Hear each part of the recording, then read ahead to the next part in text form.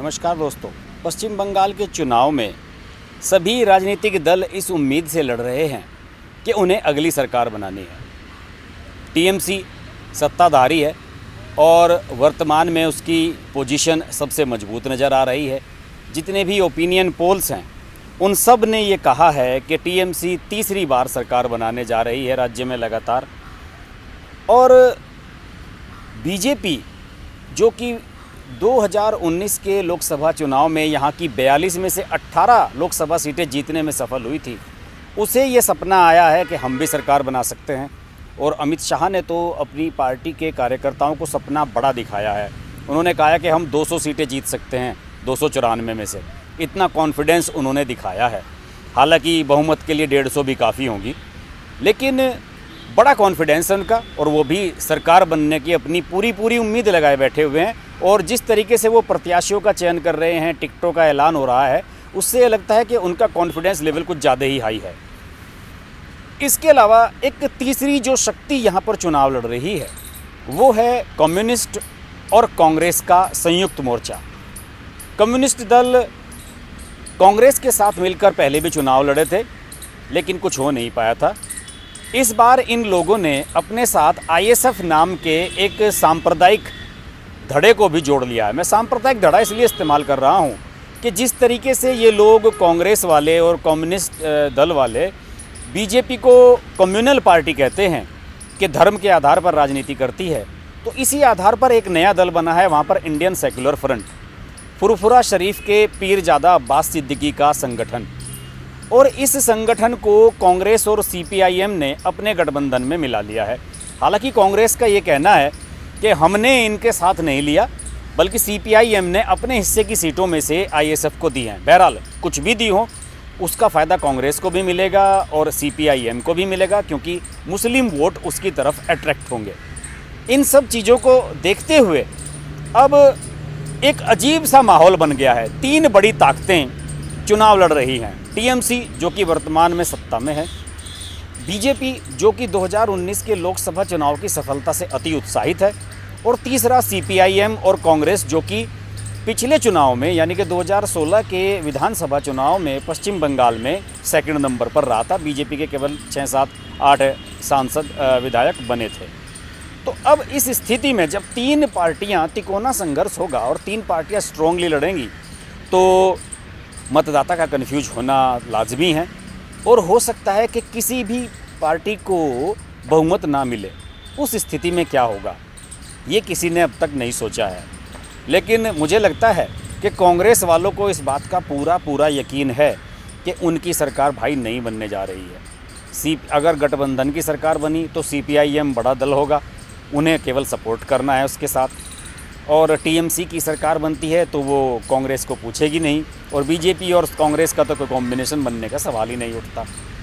ऐसी स्थिति में एक नया समीकरण ये निकल कर सामने आया है, और ये चर्चा भी राजनीतिक गलियारों में चल रही है कि अगर सपोज कीजिए कि तीनों में से किसी भी धड़े को पूर्ण बहुमत नहीं मिलता है, तब क्या होगा।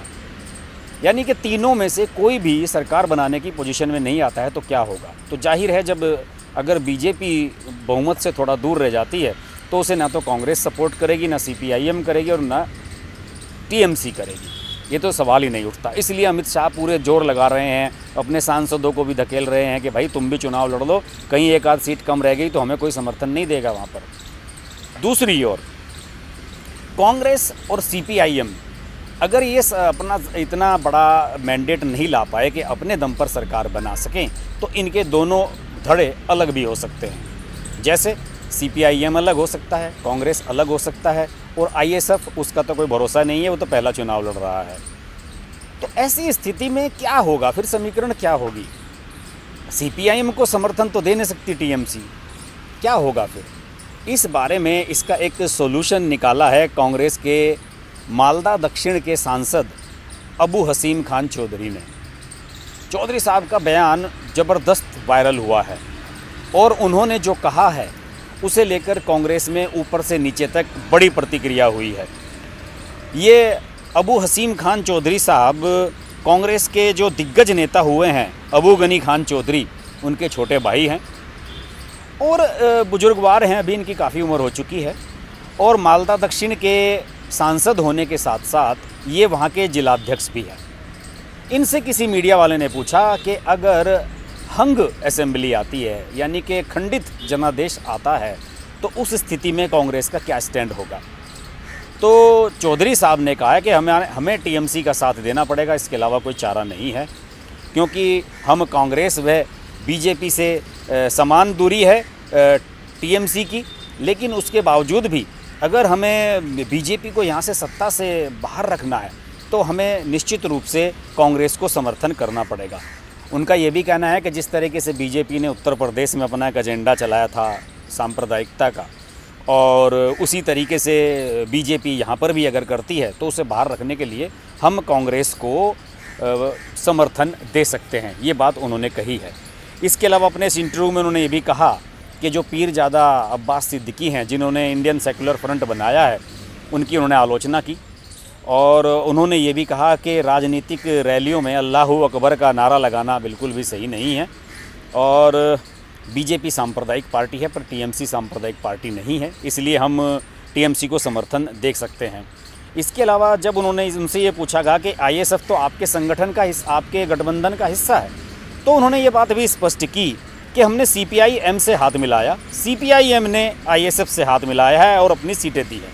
शायद सीपीआई-एम को ये लग रहा था कि हमारी सीटें इस बार ज़्यादा ना आ पाएँ, क्योंकि पिछली बार 125 सीटों पर लड़ी थी सीपीआई-एम और 20-25 सीटें उसकी जीत कर आई थी, तो इसलिए शायद उसने आईएसएफ के साथ समझौता किया है और अपने हिस्से की सीटें दी हैं, जिससे कुछ मुस्लिम वोट मिल जाएं। तो इस बात को जब उन्होंने कहा चौधरी साहब ने, अबू हसीम खान चौधरी जो कि मालदा दक्षिण के लोकसभा सांसद हैं, तो उनके बयान से बवाल हो गया।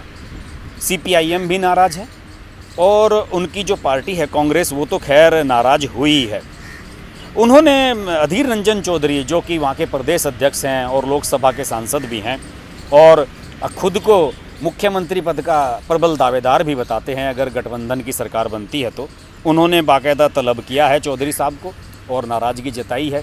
हालांकि बाद में कुछ बयान मैंने ऐसे भी देखे हैं जिसमें अबू हसीम खान चौधरी साहब ने ये कह दिया कि भाई मेरे बयानों को तोड़ मरोड़ कर पेश किया गया है, मेरे कहने का मतलब यही नहीं था। वैसे भी इन नेताओं की आदत होती है कि ये कुछ भी कह देते हैं और जब बाद में मीडिया इनसे क्वेश्चंस करता है और इनकी क्लास लगती है पार्टी में, तो ये फिर मीडिया पर ही दोष दबा देते हैं कि साहब मीडिया ने हमारे बयानों को बदल कर पेश किया है। इसके ऊपर प्रतिक्रियाएं और भी आई हैं। सीपीएम की जो राज्य समिति के सदस्य हैं अंबर मित्रा, उनका बयान मैंने पढ़ा है और उन्होंने कहा है कि टीएमसी और बीजेपी एक ही सिक्के के दो पहलू हैं और हम टीएमसी को किसी भी सूरत में सहयोग नहीं करेंगे। लेकिन भाई मित्रा साहब, आपकी बात मान कौन रहा है? अगर टीएमसी को 20-30 विधायकों की ज़रूरत पड़ी और कांग्रेस के इतने विधायक हुए, तो चौधरी साहब ने तो स्पष्ट कर दिया है कि हम समर्थन टीएमसी को दे देंगे, तो फिर आपकी तो औकात ही कुछ नहीं रह जाएगी वहाँ पर। इसके अलावा मालदा के जो टीएमसी के जिलाध्यक्ष हैं कृष्णनेंदु राय चौधरी, उनका मैं बयान पढ़ रहा था। उन्होंने ये कहा है कि कांग्रेस बीजेपी को सपोर्ट नहीं कर सकती, ये तय है, और इसलिए पसंद हो या ना हो हमें ही उन्हें समर्थन देना होगा।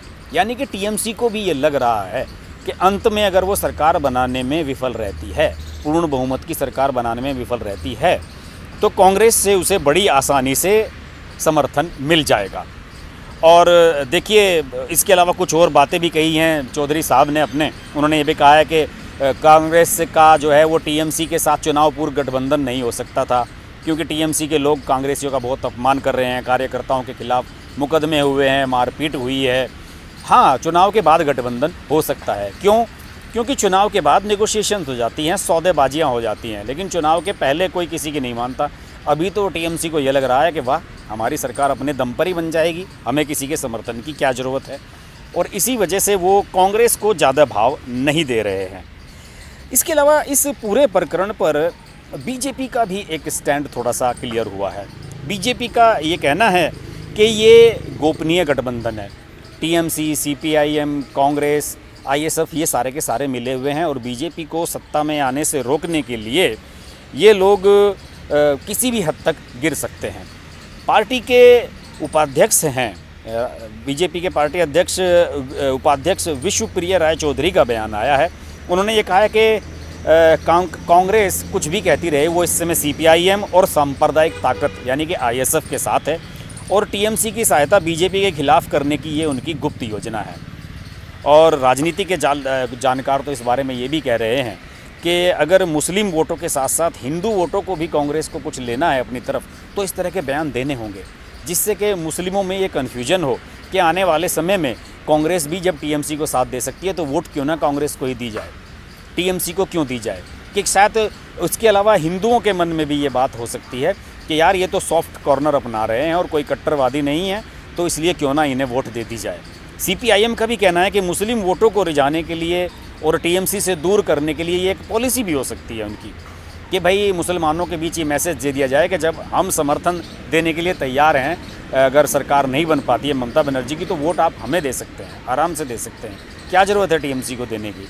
तो वो इस तरह का एक परसेप्शन क्रिएट करने की कोशिश कर रहे हैं। लेकिन इन जनाब अबू हसीम खान चौधरी साहब ने, जो कि मालदा दक्षिण के सांसद हैं, इन्होंने ये बात तो क्लियर कर दी है कि बीजेपी को पश्चिम बंगाल में सत्ता में आने से रोकने के लिए सारे दल पूरी तरह से तत्पर हैं। और इन्होंने ये भी सोच लिया है कि अगर कोई भी दल सरकार बनाने की स्थिति में स्पष्ट रूप से नहीं आता है तो हम ममता बनर्जी को समर्थन देकर उसकी सरकार फिर से बनवा देंगे, लेकिन बीजेपी को सत्ता में नहीं आने देंगे। बहरहाल अभी तो प्रत्याशी भी डिक्लेयर नहीं हुए हैं और अभी तो एक भी चरण की वोटिंग भी नहीं हुई है। 27 मार्च से सिलसिला शुरू होगा और पूरे अप्रैल चलना है, मई में जाकर नतीजा आएगा। अभी तो लगभग 2 माह हैं, देखिए किसके क्या क्या तेवर बदलते हैं। हम इस पर नज़र बनाए रखेंगे। देखते रहिए अर्श की बात लाइव। नमस्कार। अगर आपको हमारी वीडियो पसंद आई तो वीडियो को लाइक करें, चैनल को सब्सक्राइब करें और नोटिफिकेशंस के लिए बेल आइकन को प्रेस करें।